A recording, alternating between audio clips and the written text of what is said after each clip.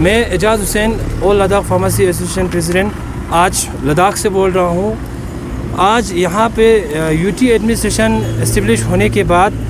लद्दाख में जितने भी फार्मासिस्ट है, चाहे वो लेह से हो चाहे वो करगिल से हो, वो अभी तक बेरोज़गार है,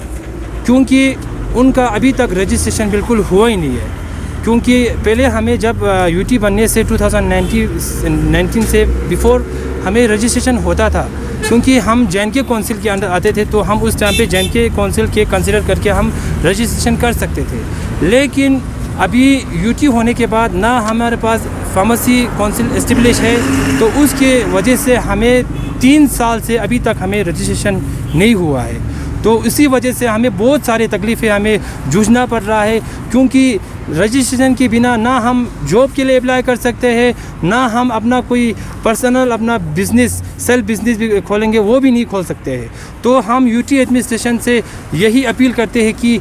हमारे लद्दाख के जितने भी फार्मासिस्ट हैं, उनका रजिस्ट्रेशन जल्द से जल्द हो, या वो फार्मासिस्ट काउंसिल एस्टेब्लिश करे जल्दी, नहीं तो वो जे.एन.के गवर्नमेंट के साथ कंसीडर करके हमारा रजिस्ट्रेशन जल्द से जल्द करने के लिए आगे के लिए कार्रवाई वो करे। और साथ ही साथ लद्दाख में अभी ये इशू सीनार और जम्मू में भी था, अभी उनका इशू अभी वो कंप्लीट हो गया, उनका 1 टर्म रेशन उनका हो चुका है। लेकिन लद्दाख में अभी किसी ने भी उनका कुछ नहीं सोचा हुआ है फार्मासिस्ट का, क्योंकि फार्मासिस्ट में अभी बहुत सारे इशू आ रहा है कि फार्मासिस्ट में बी फार्मा और मेडिकल असिस्टेंट, बी फार्मा का तो रजिस्ट्रेशन हो रहा है वो बोल रहे हैं, लेकिन अभी तक वो नहीं कर रहे हैं। और उसी के साथ ही साथ मेडिकल असिस्टेंट जो 2 इयर्स डिप्लोमा होता है, जिनका 2019 से पहले जे.एन.के में उनका रजिस्ट्रेशन होता था, लेकिन आफ्टर यूटी होने के बाद सेंट्रल में उनका एक अलग सा आता है, उनका एक आता है उनमें 32C एक जो डी फार्मा है, तो वो बोल रहे हैं कि मेडिकल असिस्टेंट को रजिस्ट्रेशन सेंट्रल में PCI के थ्रू नहीं होगा।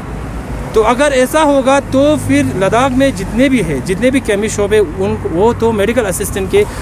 रजिस्ट्रेशन पे चल रहा है एक। और साथ ही साथ लद्दाख में बी फार्मा से ज़्यादा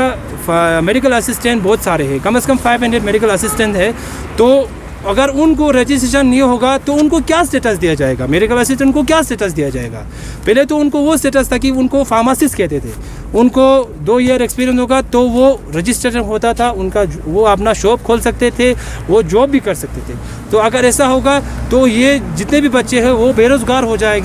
जाएंगे। तो मैं यूटी एडमिनिस्ट्रेशन से अपील करता हूं कि वो सेंट्रल को गुजारिश करे, PCI को गुजारिश करे, जैसे कि जे.एन.के में जम्मू एंड कश्मीर में मेडिकल असिस्टेंट का 1 टाइम रजिस्ट्रेशन हुआ था, उसी तरह लद्दाख में भी, लेह करगिल दोनों में भी 1 टाइम रजिस्ट्रेशन PCI के थ्रू एक टाइम पीरियड देके जिन्होंने 2019 से पहले किया होगा उनका करने के लिए कुछ आगे के लिए कार्रवाई करे। हम सब की तरफ से बहुत दिल से आपको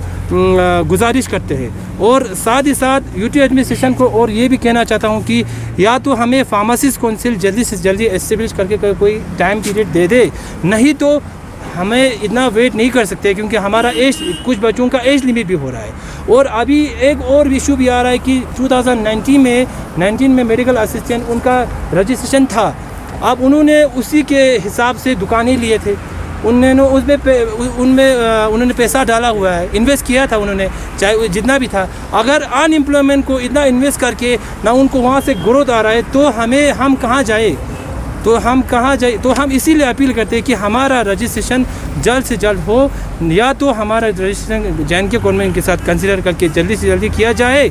या तो हमें फार्मासिस्ट काउंसिल अपना जो लद्दाख का फार्मासिस्ट काउंसिल हो वो कब बनेगा उसका एक टाइम पीरियड दिया जाए। क्योंकि हम हर जगह जा चुके हैं, हम LG के पास गए, हमने जब रैली करना था उस टाइम भी हमने बताया था, लेकिन कोई सुनने वाला नहीं आता है। अब हम थक चुके हैं, हम एडमिनिस्ट्रेशन से गुजारिश करते हैं कि हमारा रजिस्ट्रेशन जल्द से जल्द हो और हम सब अपने फ्यूचर के लिए कुछ सोच सकें।